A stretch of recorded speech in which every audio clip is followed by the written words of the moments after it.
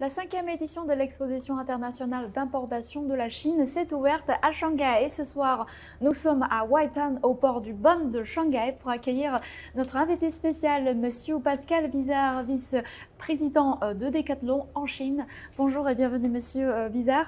Et merci d'avoir accepté notre invitation sur le plateau des CGT. Merci de m'accueillir. Et en 2003, Decathlon est entré sur le marché chinois et a ouvert son premier magasin d'Asie à Shanghai. Aujourd'hui, Decathlon est devenu une marque de sport bien connue en Chine. Comment Decathlon positionne-t-il le marché chinois au sein du groupe?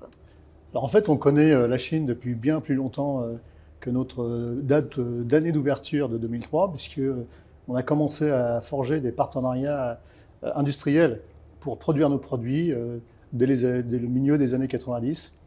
Et donc, on a été toutes ces années un témoin, mais surtout un acteur du développement de l'industrie du sport, l'industrie manufacturière du sport, et en même temps de la consommation du sport au travers de nos centaines de magasins qui accueillent des millions de clients chinois tous les jours, avec des grands espaces où les clients peuvent essayer les produits et pratiquer. Donc, la Chine est un des pays les plus prioritaires pour Decathlon. Premièrement, parce que c'est un marché qui est déjà très grand, et un très grand potentiel de développement par rapport au nombre potentiel de pratiquants, bien sûr.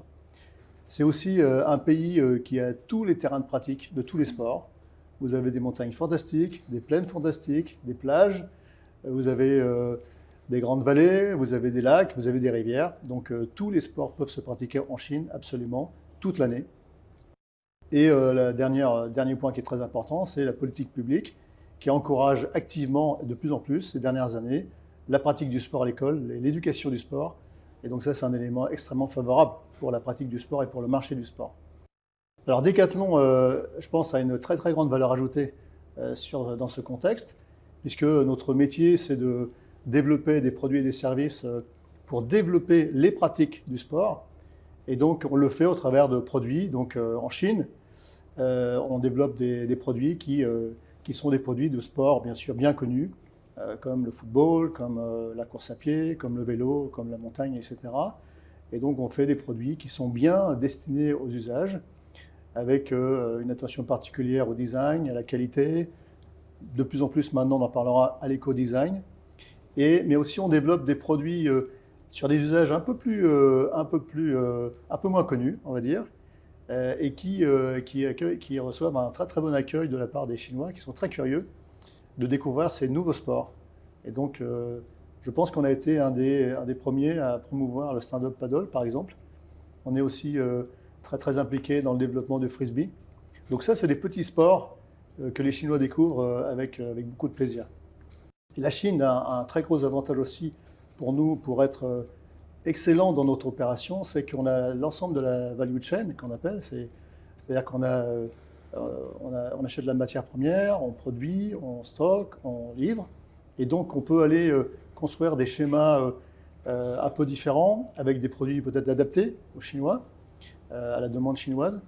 Et donc, je pense que c'est vraiment un terrain, la Chine est vraiment un terrain où la puissance de l'intégration totale de Decathlon peut avoir sa place. Donc voilà, on est très, très positif là-dessus. Et donc, en Chine, on veut devenir une entreprise très utile aux Chinois. Puisque vous parlez beaucoup du marché du sport en Chine, selon vous, quelles sont les spécificités du marché chinois du sport par rapport à d'autres pays? Alors, avec la mondialisation, avec aussi l'ouverture de la Chine, on peut dire que les différences peu à peu s'estompent. Et donc, il y a de moins en moins de différences entre le marché du sport chinois et les autres marchés, on va dire. Il y a quand même des petites spécificités qui sont liées, je pense, plus à la maturité dans la pratique. C'est-à-dire qu'on observe que les clients parfois se suréquipent, donc ils prennent des équipements qui sont un peu surdimensionnés par rapport à leur niveau de pratique, ou ils sous-équipent, c'est-à-dire qu'en fait ils devraient prendre des équipements d'un peu meilleure qualité d'usage par rapport à leur pratique. Donc ça, c'est là où nous, dans les magasins et sur nos sites internet, on doit vraiment faire attention à bien éduquer. Et notre valeur ajoutée, c'est bien d'expliquer à chaque utilisateur quel est le bon choix pour son niveau de pratique, pour ne pas avoir des produits de trop bonne qualité ou d'un usage trop spécifique. Ce qui se passe aussi quand même aussi, c'est que les gens qui ont un certain pouvoir d'achat en Chine aiment bien s'équiper avec des produits de très bonne qualité, plutôt haut de gamme, Alors c'est bien sûr parce que qui peut le plus peut le moins, et c'est-à-dire qu'il préfère des produits de meilleure qualité en termes d'usage. Et c'est aussi pour peut-être montrer un statut social, et puis pour revendiquer d'être dans une mouvance très moderne. Et donc, mais ça, c'est très positif aussi. Il y a aussi une autre particularité du marché chinois, c'est que sur les petits sports de niche, des sports que les gens démarquent, comme le frisbee, rapidement, ces sports provoquent des créations de communautés via les réseaux sociaux.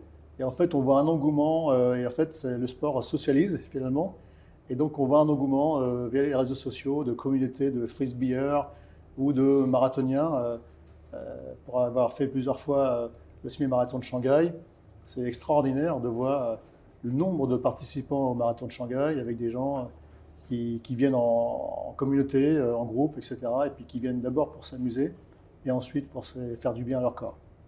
Donc voilà, donc il y a des petites différences, mais on va dire que le marché chinois est à la mesure de la Chine. C'est-à-dire, en fait, c'est un pays mondial et qui répond à la logique mondiale et qui évolue très très vite. Et donc en fait, on voit ce qui est intéressant aussi, c'est la vitesse à laquelle certains sports décollent.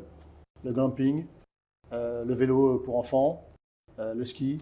Et ça, c'est un phénomène, qui est lié à la vitesse de la Chine en général, donc l'économie chinoise, la dynamique de l'économie chinoise, et puis les réseaux sociaux. Decathlon a tenu un rythme de progrès et de croissance depuis son implantation en Chine. Alors, quel est le secret de Decathlon? Alors, je pense qu'en toute humilité, je pense qu'on n'a pas encore résolu toute l'équation du succès en Chine. Et donc, il faut bien être prudent et bien être attentif à observer et être toujours dans la recherche de l'excellence quand on construit une activité dans un pays aussi exigeant que la Chine. Je crois qu'un des critères de succès, c'est que Decathlon conçoit des produits qui sont vraiment dédiés à l'usage et donc sont conçus dans les endroits les plus exigeants au monde, puisque nos produits, par exemple de montagne, sont conçus, testés et validés dans les Alpes. Nos produits de la mer sont testés, conçus et validés dans le sud-ouest de la France. Et donc, et d'ailleurs, le badminton est conçu, testé et validé en Chine. Et donc ça, c'est le premier point, nos produits qui correspondent aux usages. Le deuxième point, c'est toute notre chaîne de valeur à partir du composant jusqu'au magasin, dans lequel on essaie de trouver la juste valeur à donner aux choses, pas trop, pas moins, mais pour qu'on puisse offrir à nos clients une valeur qualité-prix absolument imbattable, qualité des prix, usage, etc., absolument imbattable. Mais je pense que le vrai succès de Decathlon, c'est les hommes de Decathlon, c'est les 12 000 décathloniens chinois, c'est des gens extraordinaires. Ça fait 32 ans que je suis chez Decathlon. Je pense que je suis chez Decathlon parce qu'il y a ces gens-là. Et donc, tous les jours, ils transmettent leur passion du sport aux clients. Donc, ils les conseillent, justement, pour choisir le bon produit au bon usage. Et puis, voilà. Et puis, je pense qu'on donne beaucoup d'autonomie. Je pense que ce qui est important, c'est que les gens puissent se réaliser, puissent prendre des risques. Et je pense que la grande force de Decathlon, c'est les hommes de Decathlon et les femmes de Decathlon, bien sûr. Et Decathlon participe régulièrement à la CIE. Comment Decathlon profite-t-il de ce genre de plateforme et opportunités? Pour quels résultats? Alors en fait, ce qu'il faut comprendre, c'est que les business d'aujourd'hui sont très complexes. L'environnement évolue très vite, les technologies évoluent très vite, les besoins des clients évoluent très vite. Et donc c'est très compliqué d'intégrer tous les savoir-faire dans une seule entreprise. Et donc l'enjeu des entreprises, c'est de savoir trouver les bons partenariats, se connecter avec les bons écosystèmes pour performer dans leur business model qui devient de plus en plus complexe. Donc la CIE, pour moi, c'est un endroit où on vient expliquer notre projet, les gens viennent voir nos innovations, on explique nos enjeux, on explique nos challenges, on explique nos questions auxquelles on n'a pas encore des réponses.